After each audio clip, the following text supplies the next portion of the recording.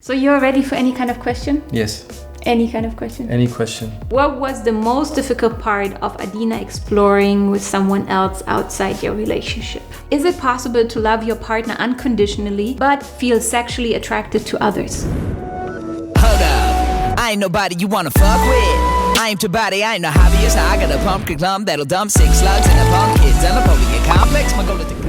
My lovey-dovey, it's been ages that you didn't hear anything from me, and please forgive me, but I needed a little break from the social media world, from YouTube. But now I'm here, and my first video after this long time off of YouTube is a Q&A with Mr. Oliver Rivers, because you guys asked so many questions on my Instagram of how Oliver and I are doing, what our relationship status is at the moment, whether we are still together or whether we are separate now. So in this video we are answering all of those questions. It really touched me a lot. It wasn't easy for me to answer all of those questions. Oliver did very good. Me, I was quite emotional like always, but I really appreciate your honest questions. And as you guys know me, I will always and forever be honest with you guys. I will always tell you where I stand and where I'm at with my heart. It will never fake shit, because it's only gonna fuck me up. So all you're gonna get is just me, myself, and I in the rawest version, and my messy ass as well. If you haven't yet, please follow me also on my Instagram so that you can ask your questions for my next Q&A, and also just to follow my white little ass and my everyday life. You can follow here, the link is over here. And I really hope that you're gonna enjoy this video. And please also drop a comment below and let me know whether you would be able to be in an open relationship or not, and where you are standing at the moment in your relationship. Are you happy? Are you not happy? I wanna know where you guys are standing, and I try to answer as many comments as possible. Enjoy this video and have fun. All right. I'm so confident. So you're ready for any kind of question? Yes. Any kind of question? Any question. And if I'm not ready, I will not comment. First question comes from Genpan8. What is the current status of your relationship, and do you believe in titles and labels? I would say our current status is committed. Yeah, that's what I would call it right now. I used to very much believe in labels because it kind of gave me security. But the longer we've been on this journey, the less important these 17 years. The less important these labels became for me, because they became very limiting and they put me into a box that I didn't always want to be in. So for me, the label I would give our relationship right now is committed. I like that. And I feel like the longer we are in a relationship, the less I feel the desire to define it, because the more I define it, the higher my expectations are. The more expectations I have, the more easily I can feel crushed or knocked down when something doesn't work the way I wish it to work, or the way I have idealized relationships. So what would you call it if you had to call it something? Relationship? Okay. From Nar Whale Orbust. Adina, I'm so excited. And then the question goes to you. Dear Oliver, what was the most difficult part of Adina exploring with someone else outside your relationship? I would say the hardest part for sure was when it went from just being a fling or just being an experience to being more like a relationship. I mean, that was definitely the most challenging thing and took things to a whole nother level. It was the hardest thing at that time, yeah, because again, it was beyond my horizon, beyond what I could imagine or envision. Yeah, so of course I was struggling with it. I couldn't sleep for a month. I was always thinking like, what is she up to now? But again, it's a challenge that I wanted to take. I didn't want to run away from it. So I went through the valley of death. And oh my God, yeah, I know.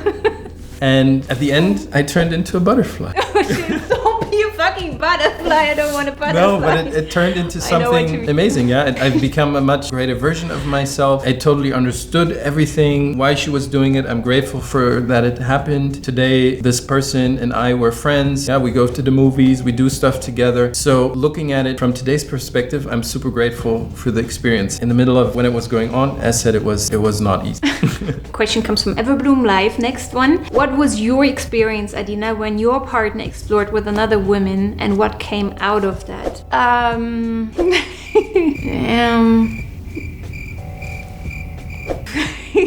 not good to answer that. Because when that happens, you automatically get confronted with all your fears. Yeah. And everybody has different fears. I had different fears when Adina ran into another guy, and she got triggered differently when I ran into another woman. You get triggered, your deepest fears get triggered. Yeah. The hardest part actually for me was when you kept fucking continuously telling me that you need now to explore that, and you don't know what it is and you don't know how long it is. You need to explore that now. And what did it trigger in you? Not knowing if that still meant me, like included me somehow. And for me, I came from a point where I knew you were always there. You were always there. You were just always there. And actually in that, I discovered of how much I appreciated actually that you were always there. Yeah.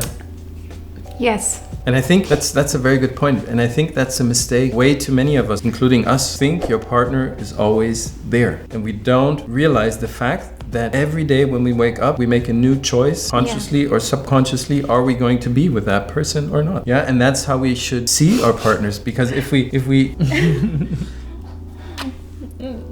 if we see it that way, as seeing your partner as something that is not guaranteed, then you will put in much more effort to keep him by your side. Yeah. And one thing that tremendously actually helped me, and that was so foreign to me, was to not anymore focus on what he was doing. Because me, I'm fire sign. I can get fucking obsessed with stuff. I got to the point where I couldn't control my feelings anymore. And at this point, I was like, okay, Adina, if you want to go through the sane, if you don't want to go insane, and if you want to give him the freedom that he deserves and that I took for myself, then all I can do is try to really not focus anymore on what he's doing and just really just be with me, be okay where I was, and to really just be with myself again. And that was so helpful. So I started to really go back into daily meditations. I intensely focused on sport. I mean, I'm doing a lot of sport anyways, but during that time I did even more. So I listened every damn day to people who inspire me to be my greater version, to activate my mind in a way that I want it to be activated, to bring it into positive thoughts. And each time my brain would go in a different direction, I would gently pull it back and I would say, come on, you can think a better thought. You can let him do whatever he wants to do. I'm here and I breathe and I'm good. It was interesting. The moment that I didn't focus anymore what he was doing, even though we didn't speak about it, I felt like it flowed. Like maybe you felt less stress from me. She's looking all the time what I'm doing. I can just be and I can breathe again, something like that. That makes a whole lot of difference, because I could have also in this moment, I think, totally fucked it up, because Oliver was already at the point that he said, I need to get away from you. I cannot be here anymore. And if that means I need to end the relationship, then I need to. And it's not that I want to, but I have to, because I cannot do this anymore like that. Intense times. Ah, shit. Yeah, for sure. El Lavaris asks, how has your relationship challenged you as individuals? I got challenged in every piece of my body, I would say, to the core. I got taken apart, and then I had to try to find a way to put everything together again. Like your Lego. Yeah, but without instructions. So it was very, very challenging in every way. I had to throw some of my beliefs overboard, because otherwise I wouldn't be together with her anymore. I had to adjust. I had to suffer. But ultimately it turned me into who I am today. ZapX10 asked, is it possible to love your partner unconditionally but feel sexually attracted to others? Of course. Of course. I would say so too. Absolutely. I think that's like a huge conflict also for a lot of people. But I think it's something just so natural. You can't avoid it. And it's nothing bad also either. It's just, how do you deal with it? How would you deal with that? Now, let me think about it for a second. Din, din, din, din, din. I think I would start by saying that love and the way you perceive and express love, I think highly depends on the social construct you grew up in. Yeah, because you're asking this question because in the world that you grew up in, it's not okay to love somebody but also have these other desires, which I think are totally normal, because it's part of our, I think there's not many things that I would consider human nature, but one thing for sure is curiosity. Yeah, because it's an absolute necessity in order for us to learn. Yeah, we from small age we explore. Yeah, we try different foods, we grab different things, and it's just part of our human nature. And society has taught us that it's okay to explore in some areas, but in other areas it's not okay. So for me, it's mainly a social construct that we've created. So yes, it's totally okay to be committed to your partner, to love your partner, and have these other desires. And what would you say? Would you like to explore them? Yeah. Where I am today, I would say yes, I think it's totally okay to explore them as long as it's open, yeah, and as long as you communicate with your partner. Like, for example, I wouldn't want Adina to not experience certain things just because I have a problem with that, yeah. The burden of me having to live with the fact that I restricted her would be more challenging than to grow beyond my own limitations and allow her to express and explore what she wants to explore. And of course, I want to have the same freedom for myself, yeah. If this moment comes where I say I have to experience this one thing and I cannot experience it with her, or I don't want to experience it with her, then I want to have the freedom to do that. And of course, it's going to become much more of an issue in the future because society is changing so fast. We have infinite access to infinite people. So Gorgeous Beauty asks, how can you forgive someone who has betrayed you even though you love them? I can start. I know something. For me personally, I think you answered already your own question inside your question. Because if you love someone, then that is the ultimate reason for you to forgive. Because challenge is always going to arise, and you just got to ask yourself, how much do you love this person, and how strong is this love for you to be capable to overcome this period? That's, at least for me, the way I have led my relationship. For all my life, I've always said to Oliver, as long as I love you, I'm going to continue with you no matter what. Because yes, I will meet probably another person, but if I now have found love in you, then that is enough for me to continue despite the challenges. And that means cheating, that means lying, that means betraying, that people will betray you, people will fuck you up, and people will do things that are gonna hurt you. So you can either take the route and say, okay, each time a person does that, either my friend, my family, or my partner, I run away and I find new family, I find new friends, I find a new partner. Or you can just find a way to learn and overcome these challenges and find compassion in humanness and being human. I think that's a good point. Compassion. She asked how to overcome it. I mean, the only thing to overcome it, or the only way, is to overcome it. I mean, there is no secret. It's going to take time. Sometimes it's going to be painful. But if you want to stay with that person, there is no other way than to overcome it. And it's not so much for that person, it's for your own happiness. Yeah. That was one of my big challenges. Yeah. Adina was, after certain things happened, she was happy and going on with her life. And I was there like broke and depressed. Yeah. So I had to overcome it for my own good. And compassion is like really understand. I mean, we're all humans. Nobody's perfect. We will make mistakes. We're going to lie. We're going to do things that are not good for other people because in the moment we just want to experience a certain thing or do a certain thing. And it's just, we just have to become more relaxed, yeah, and try to see life more as a game than something super serious. From Yanni, hi Adina, I'd like to know your and Oliver's opinion on total honesty versus keeping certain things a mystery for your partner, and what works best for you. That's another good question.